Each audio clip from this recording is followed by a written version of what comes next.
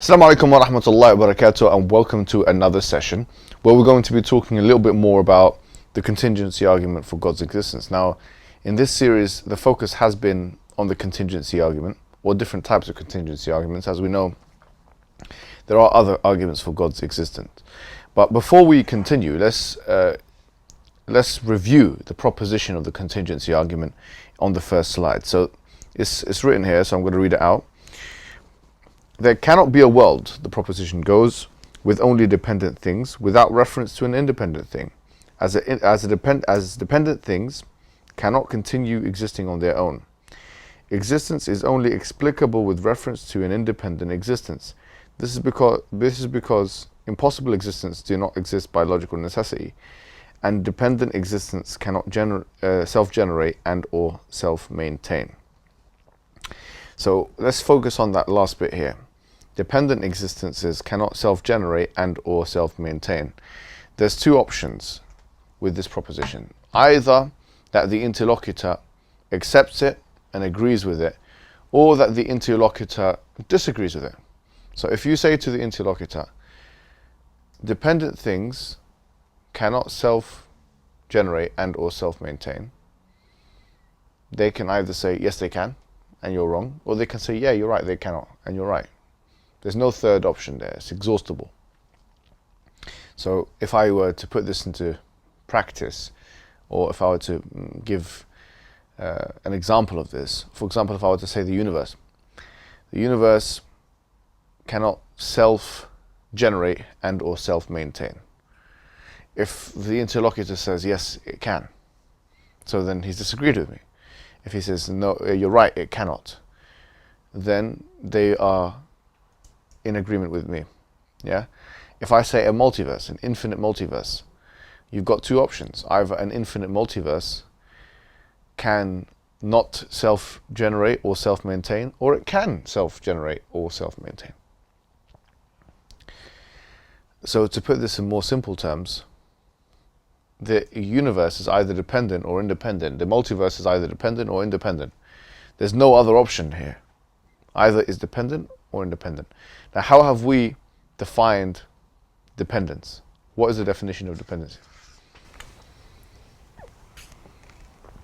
Something that can't self-generate and can be something that's destructible, and something that can't generate on its own. Something that's reliant on others for its existence. Yes. This part here for sure.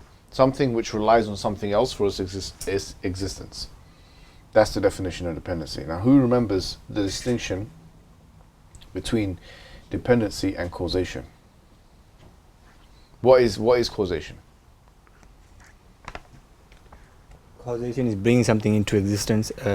Dependence is dependent, but a dependent thing existence requires something else to continually exist, not only to come into existence. Right, great. Give me an example of something which is caused into existence and something which... Right, yeah, I think we use the example of a child being born.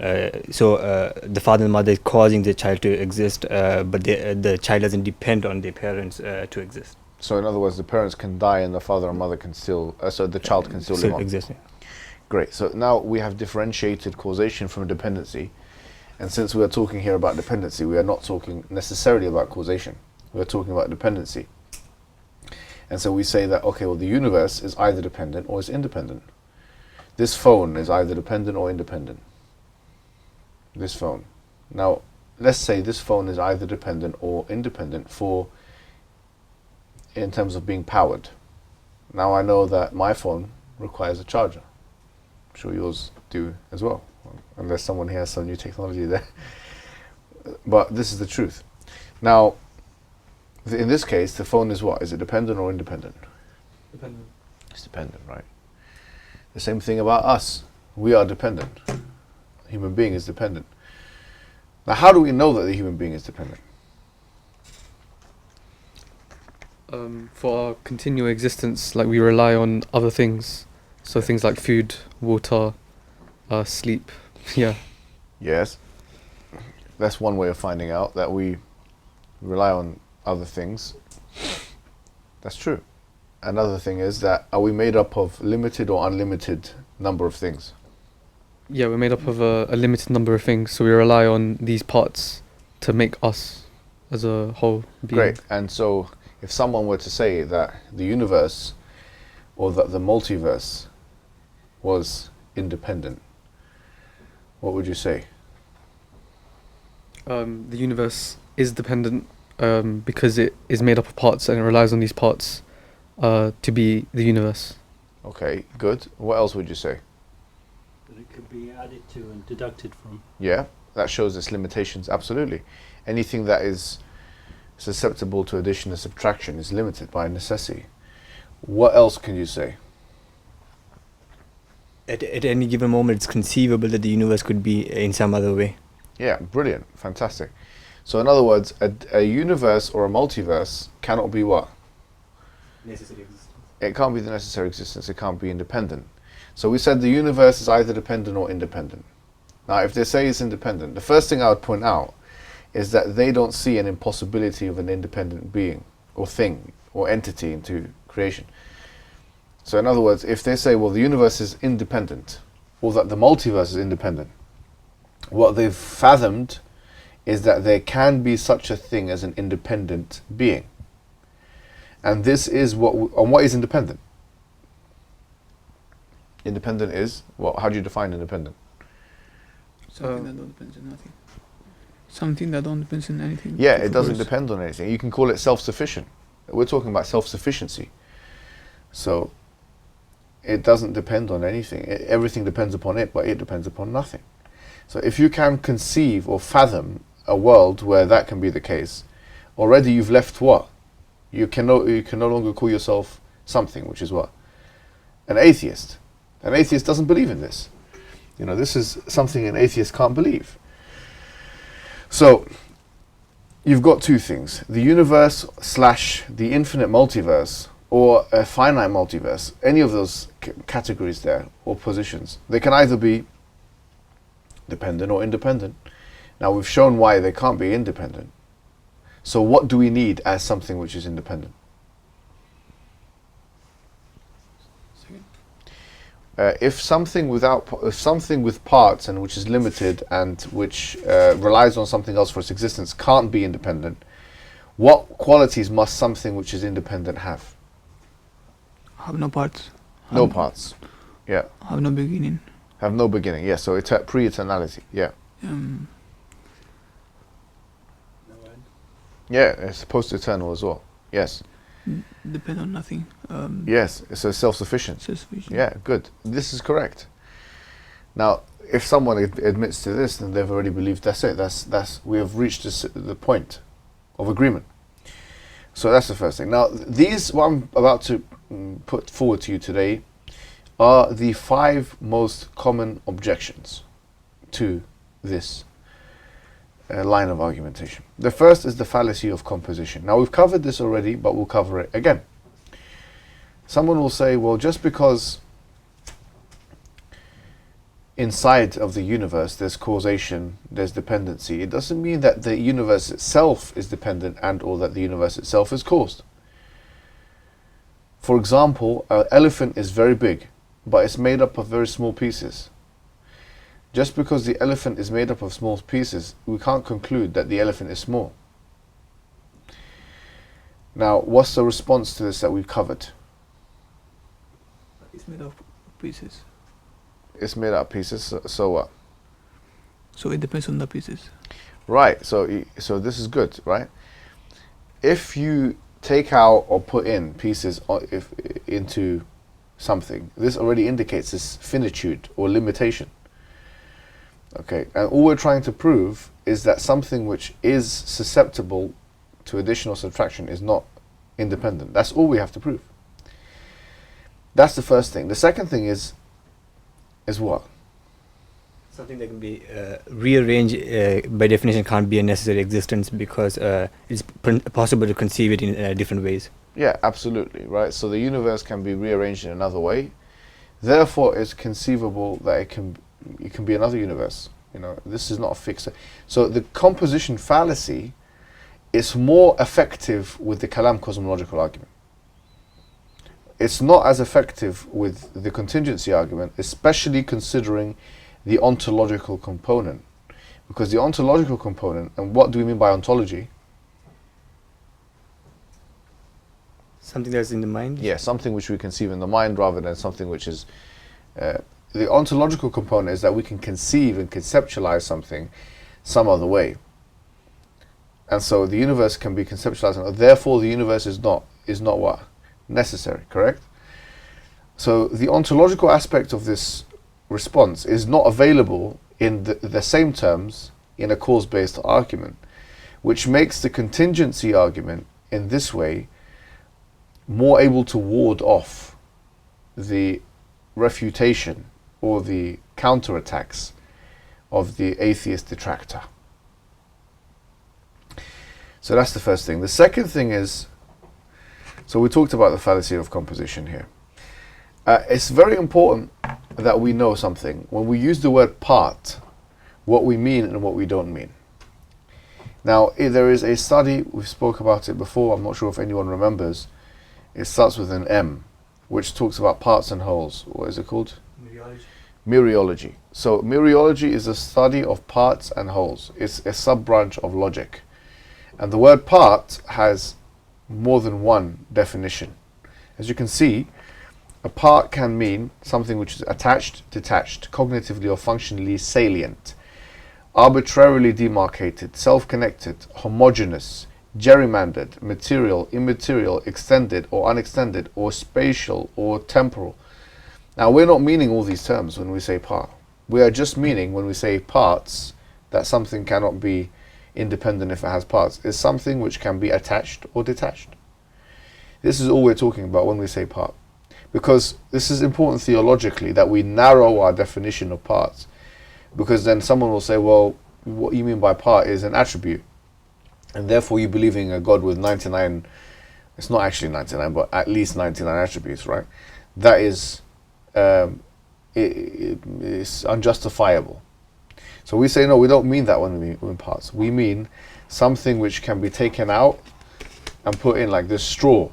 I don't know, if I cut this thing up right now, if I, this thing right here, it's made up of different parts. As you can see, it can be disassembled, right? The phone, all of these things are made up of attachable or detachable parts. Now, someone might still have objection with this, but from an Islamic perspective, we can never, just theologically, we can never say God has parts. That's impossible. This is not an issue. So, that is the first thing. That's what we're talking about. The fallacy of composition, how to solve the fallacy of composition. The strongest argument or counter argument is an ontological one. Okay, because there's no way out. As we said before with the fallacy of composition, the issue is that both atheists and theists don't know what the whole looks like. So we gave this example a few times, I'll give it again. If I say that a wall is made up of small bricks, it doesn't mean that the wall is small. But if the wall is made up of red bricks, it can mean that the wall is red. So sometimes the part can have a connection with the whole, and sometimes the part will not have a connection with the whole. Now, how do we know if the universe does have or is caused, for instance, yeah? We have to know the whole. Now, no one has seen or has an encompassing view of the universe as a whole. So if we were to have a strictly cause-based argument, this means gridlock. That's what this actually means. So if I were to say to you, everything that begins to exist has a cause, the universe began to exist, and therefore the universe had a cause. The composition argument is the strongest counter-argument to this, because someone can say, well, you don't know if you're committing the fallacy of composition or not. Because just as the universe has causes inside of it, it doesn't mean that the universe itself has a cause. Just like you can have an elephant made up of small pieces, but the elephant itself can be big. So there's a disparate, thing between the whole and the part. And what we say in return is, well, this applies more to a cause-based argument than what? Than a contingency argument, which has ontological traits. So if we say, well, it can be conceived in another way and therefore it's contingent, it's not necessary, it can't be independent, it's finished, it's done. There's no counter argument to that counter argument. So it becomes checkmate. And at this point, we can proceed. Now, the second thing that we can talk about is infinite regress. Now, what do you remember is different about the contingency argument to the, say, the Kalam argument of Al-Ghazali that is mentioned by William Lane Craig? What's different in terms of the way we conceptualize, or Avicenna, for example, conceptualizes infinity? Does he have, what's his views on infinity? He allows it to exist. Like he says that even if we do, suppose we have like infinite universes, then this is fine. Yes. What does he not allow? That's the one, Yeah. right? So just like Aristotle, Avicenna differentiates between an infinite regress of things and an infinite regress of causes. What other thinker actually does the same thing, interestingly, from Islamic theology? Ibn Taymiyyah, actually. And we know that because of hawadith la awwala laha, that God is perpetually creating into the past. And this is something he does believe, but he doesn't believe that the universe is eternal. This is false. It's Ash'ari propaganda. They say that, you know, Ibn Taymiyyah believes the same thing as Ibn Sina, which is false. It's absolutely wrong, incorrect. Ibn Sina believes that the universe is eternal, just like Aristotle believed that. Ibn Taymiyyah doesn't believe that. He believed that there was something before the universe, and God created something before that, and something before that, and that each of those individual things had a beginning. What did he base that on? He based it on Allah's name, Al-Khallaq, that He is the perpetual creator. Because Allah is called Al-Khaliq in the Quran, but He's also called Al-Khallaq, which means He continually creates. So he said if this name was to be realized, then He had to be creating perpetually into the past. Now this is an aberrational view. It is an aberrational view. If you look at all of the people that have spoken about this, he's not like he's representing a clear position of the Salaf. And this might be controversial to some people. I know it will be, but he's not. Because if you go back to the companions and the Salaf, and they seem to indicate that there was something that began the creation. It's mentioned Nun wa Qalami wa Yasturun, you know, the hadith, the ayah, the tafsir of this is very clear. Either the pen was the first thing to be created. What is awwal man khuliq? Is it the water, the pen, the arsh, whatever? This is a theological discussion. But on strictly logical grounds, he doesn't see any issues with there being God creating perpetually into the past like that. And he has a good argument. He says, well, you guys believe in heaven and hell. And heaven and hell, this is a theological point. Heaven and hell, is there going to be, if you want things infinitely and perpetually into the future, he says, is there any issue with that? He says, there's no issue with that. You believe in it. In fact, you khalidina fiha abada. You're going to be in there forever. He said, therefore, if there can be a perpetual creation into the future, there's no, that doesn't differentiate, there's no difference between that and a perpetual creation to the past. He said they're epistemologically similar. So logically, if you're saying it's impossible, it's muhal aqlan, then you have to drop the idea that there can be an infinite level of created things into the future. So this is his argument. I mean, once again, you can have your own views on it. I don't care too much about it, but what's interesting for us on this point is, if he allows it logically, then an atheist saying we believe in an infinite multiverse, according to this kind of line of reasoning, there's no issue at all. Because atheists use an infinite multiverse as a substitute for God.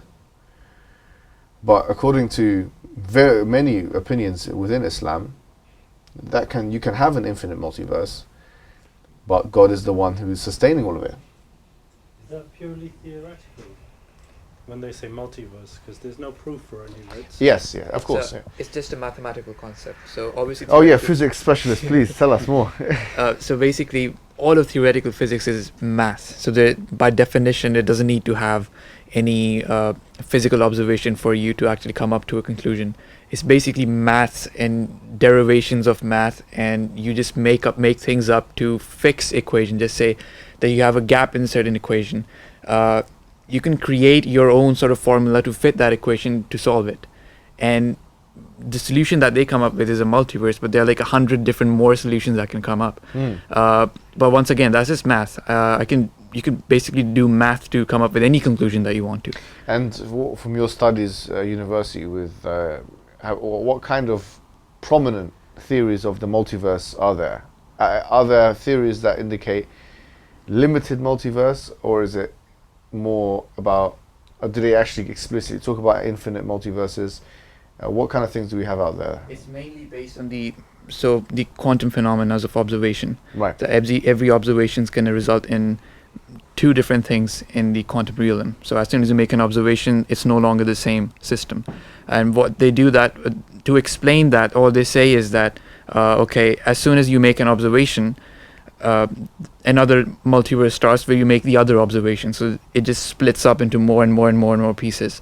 Ad infinitum. Exactly. Right. So this is exactly what we're talking about, because they will use this as a substitute for God, like in the theological space or in the space of theist versus atheist debates. And what will be the response? We'll say, what is it all dependent on? Well, we go back to our main point, because you've got all of these observations that you're making, but you've got all these. Let's assume that you have a realist framework here. You have all of these multiverses, and there's actual infinity. We're not even doubting that there's an infinity. We're not doing Al-Ghazali's work of cancelling an infinity. We're saying, let there be an infinity. And let there be an infinite number of multiverses. But then we go back to what question? What's the question? If they say, if someone comes to you, huh? Yeah, it's either going to be dependent or independent. Yeah. And why can it not be independent? Because if you have infinite multiverses, then it's still dependent because it's made up of parts. And you can conceive of it in another way. Beautiful. And you can subtract and yeah, there you have it. Yeah. And let's pause and emphasize the point on conceive of it in another way. What do we mean by this? Give me an example of something you can't conceive of in another way. A fact of some sorts. Yeah? 2 plus 2. 2 plus 2 equals 4. Yeah. So it's a necessary fact. Yeah. You're right, great. So the infinite multiverse, what makes it different from this necessary fact? You can conceive it like in an infinite universe that's linear, for example, or infinite universe that is circular. That depends on the. So you have A created B, B created C, and then you have No, but that wouldn't be infinite, right? no. That would be finite. If it's a circular in the way you've described, I know you're getting at, but let's stick with infinite. So you're on the right tracks.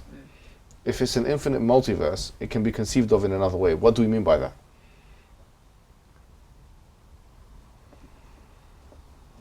Anybody? Yeah, you could rearrange it, and Yes. also in abstraction, we can conceive that it could be rearranged in a different way. Great. And Give me an example. Let's say we've got, for the sake of argument, we've got a multiverse. Obviously, this is not how it works in physics. But let's just say universe 1, universe 2, universe 3, ad infinitum. Right. How would that be conceived of in another way? So let's say universe 1 cause universe 2 and universe 2 cause universe 3. No, subtracting any idea of causation. Right.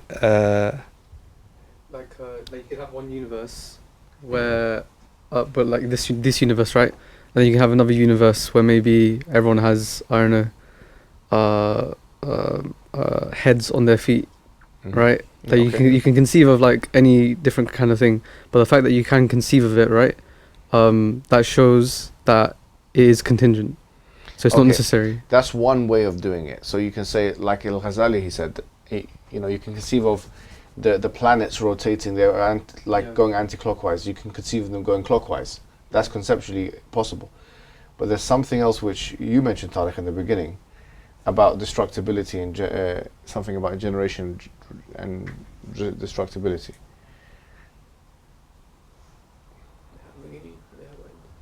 There are things which did not exist in the universe which now do exist. Yeah.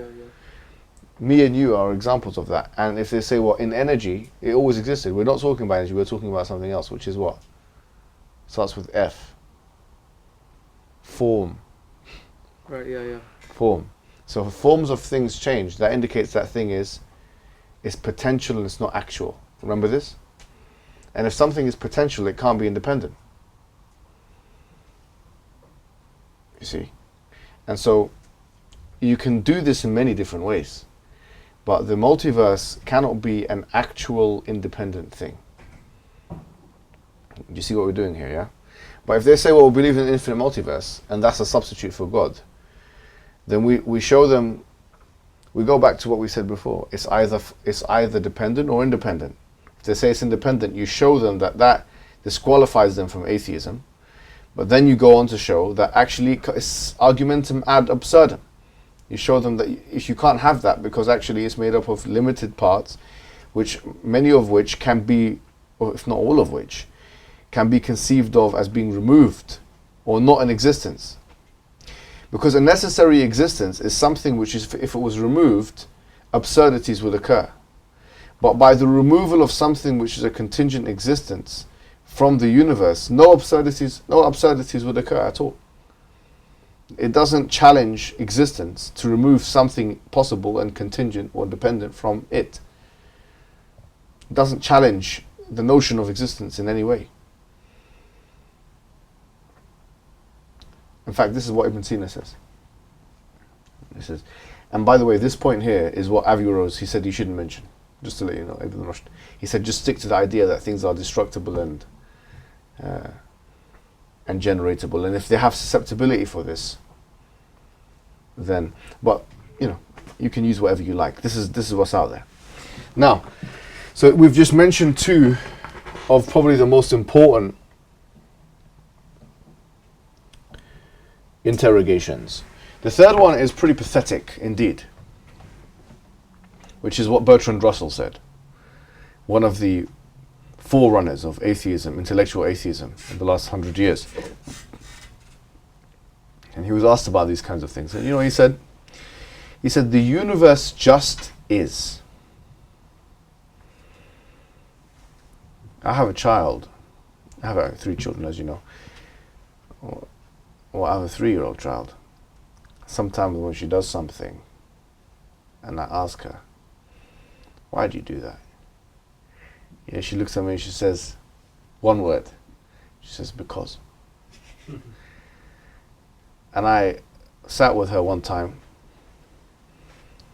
and I sat with the boy as well, the 5-year-old, and I explained to them that this is no justification at all. And I warned them, wallahi, this is a true story. I said, if you take this level of justification into your adult life, people will make a mockery out of you. This is the truth. We don't accept this level of justification for any other thing. Yet when it comes to the universe, it becomes somehow shortlisted as one of the major objections, intellectual objections, by one of the greatest atheistic minds, which is Bertrand Russell. Wallahi, this is no joke. This is what they say. This is what he said. You can check this yourself. He said, the universe just is. It seems like a child speaking, not an intellectual. But somehow atheists latch onto this as if some great word has been spoken by a noble prophet. It's worthy of reprimand, I say. And Richard Swinburne, who's notable Christian theologian and intellectual, he puts it in maybe a bit more academic language than I just used. He said, the objection fails to make any crucial distinction between the universe and other objects, and so it fails in its attempt to prevent at the outset a rational inquiry into the issue of whether the universe has some origin outside of itself. In other words, he is saying you are specializing, or if you like, discriminating. You're using discriminatory language with the universe that you would not use with anything else in existence.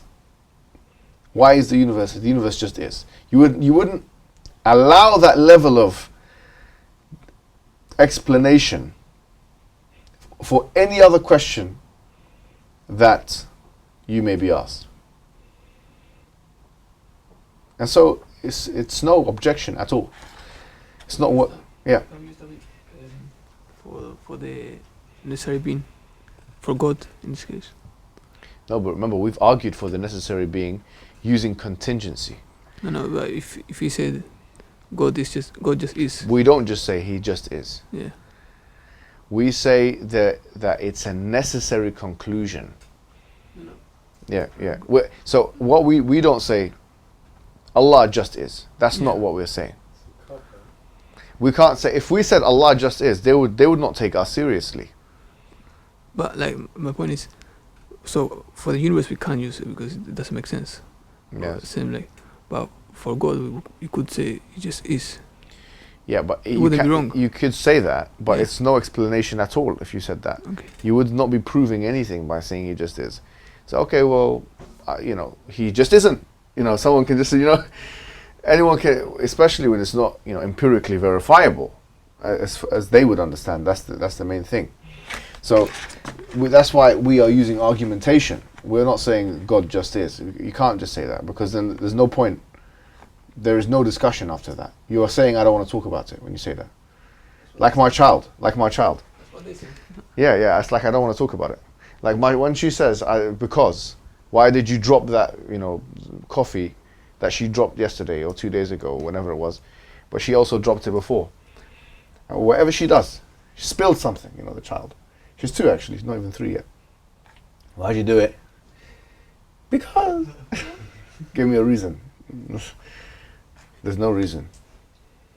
So it's not something which don't always think you need to respond. There's nothing here to respond to. That person is failing to engage. Okay, so this is unfortunately, it's the third most commonly cited thing I've seen probably in this discussion. A fourth thing is retrocausality. I'm not sure if you've heard of this. Have you heard of the grandfather paradox? You go back in time, kill your own grandfather. Yeah, please tell us. Yeah. Well, it's not like a physics concept. It's just like a thought experiment. Yeah. Go ahead. Well, basically, if you go back in time, which is also goes against physics, but if you do somehow go back in time, and you kill your own grandfather, and this is before you're born, so your grandfather's, let's say, 15 years old, and you go back and you kill your own grandfather.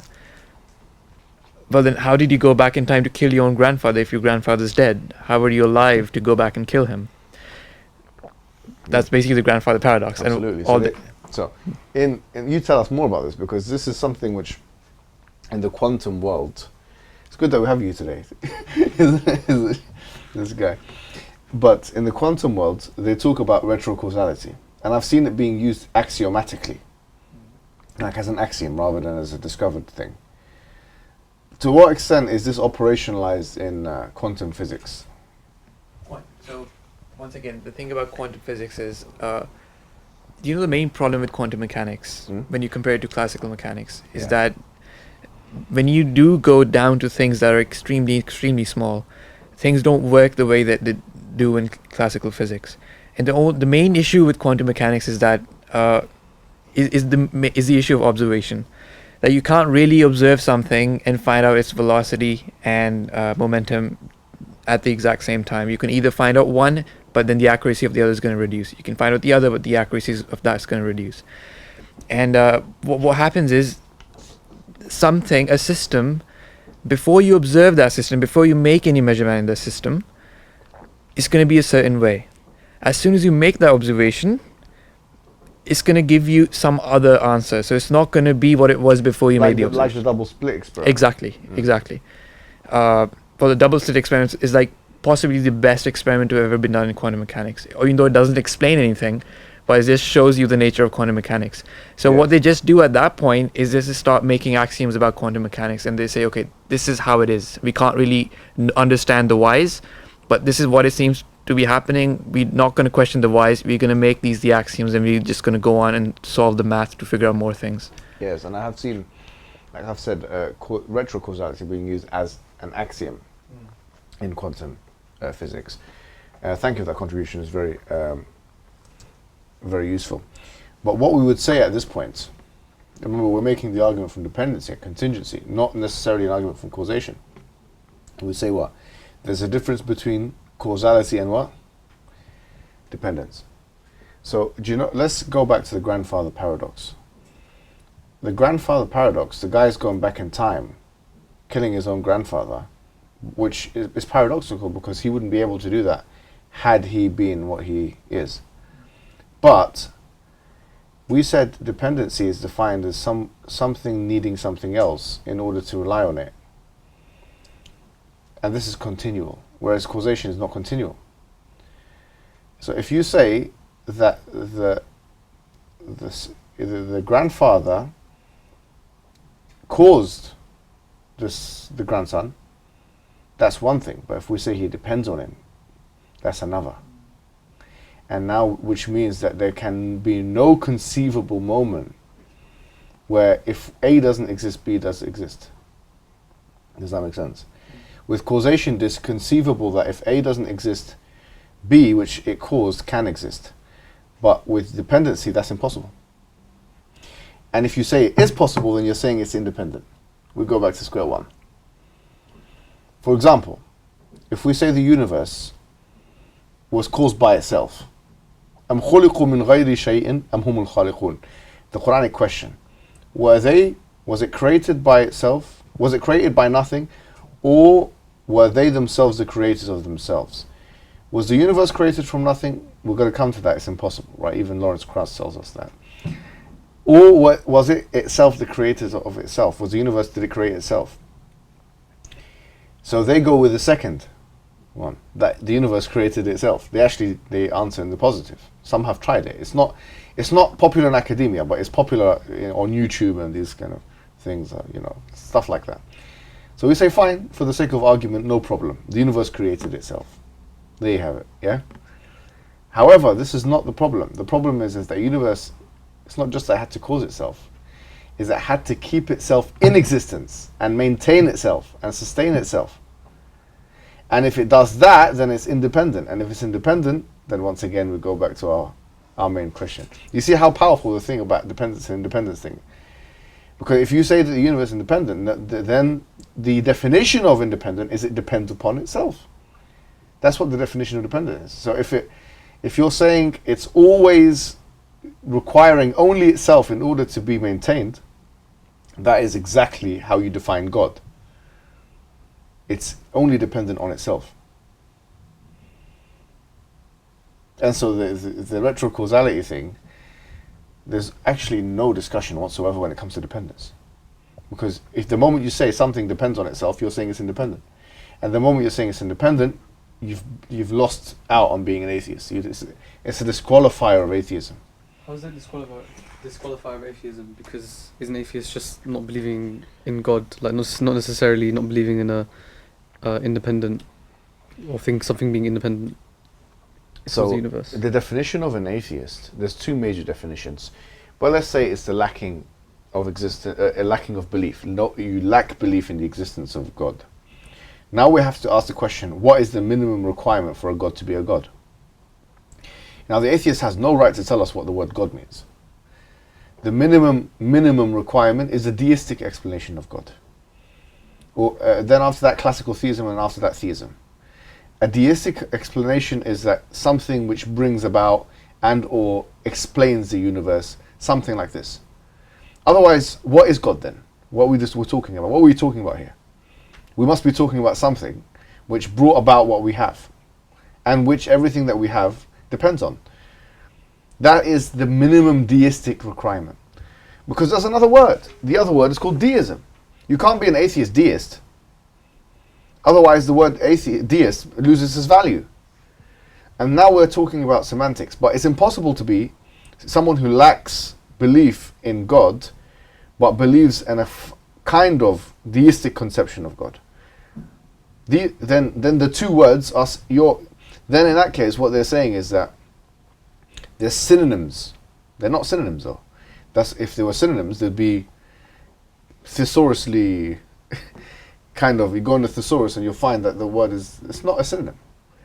So if they try and redefine what it is to be an atheist, then that's capitulation. That means you've admitted that now you have to redefine what it means to be an atheist so you can maintain your label. Isn't that what usually happens when somebody talks about someone's atheism? They're like, no, actually I'm an agnostic atheist, or actually I'm this kind of an But atheist. this argument takes them out of agnosticism as well. Mm. It brings them into deism, at least a deism. So you can't be agnostic from gnostos, I don't know, like the idea that you don't know whether there's a God or not, you know? But once again, if you subscribe to a deistic conception of God, you can no longer say you don't know. So this is the power of this argument. It takes them out of agnosticism and it takes them out of atheism. They can't have both. They can't say there's something which is independent, which everything depends upon and it depends upon nothing, and say, well, actually I'm an agnostic. Because you've just nullified your agnosticism. You're no longer agnostic and you're no longer atheist. The minimum you can say is you're a deist. That's the minimum. Or a classical theist. But you can't say you can no longer say you're an atheist or an agnostic. Now now you're playing around with language. And by the way, according to all the definitions, now you have to change the dictionaries. Now you have to go and change the peer-reviewed stuff. Now you have to, you know. So that's the objection number 4, which is retrocausality. By the way, I'm not sure that's is waiting for you. Well, let's do the 5th objection first, and then he'll come in. The 5th objection is something from nothing. Now, this is no objection at all. Because even the one who said, I believe in something from nothing, you can read it yourself. I'm not going to read his whole thing out, because it's a waste of time. But basically, his understanding of nothing is not nothing. Krauss. This is not something which people were talking about. And this is not a serious theory, that something can come from nothing. And so we've established that the 5 major objections are easy to kind of explain. These are the 5 major objections, by the way, to this kind of argument. What we're going to do now is we can do some role playing, okay? So we'll start with, we'll divide the class into people atheists and agnostic and then theists, and we'll see what we can do. But with this particular session we have concluded, and hopefully in the next session we'll go into more details on these issues. Wassalamu alaikum wa rahmatullahi wa barakatuh.